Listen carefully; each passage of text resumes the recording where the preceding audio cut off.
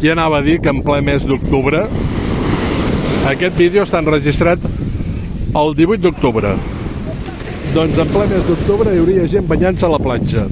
Ràpidament, per qüestió de privacitat no enfocarem més, però perquè veieu que és cert. I a la platja, a la sorra, doncs hi ha molta gent. Més de les que ens podem arribar a pensar per ser un 18 d'octubre. Estem a la platja de l'Esquirol de Cambrils. Allà al fons Salou, el far de Salou.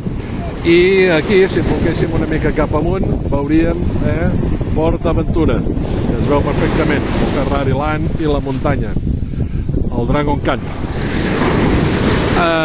Antigament d'aquesta costa de Cambrils en deien la costa de Llevant, però fa molts i molts anys. Després es va dir Costa Daurada.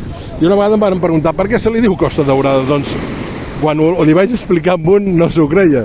I és veritat, mireu, si tenim la sort ara, veureu com hi ha com uns granets daurats a la sorra, fixeu-vos.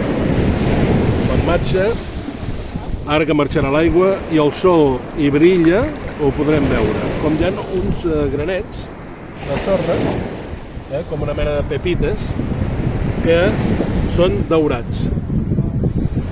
Aquí, que se conegui tota aquesta zona com a Costa Daurada. Teòricament la capital és Salou, però bé, hi ha Cunit, Creixell,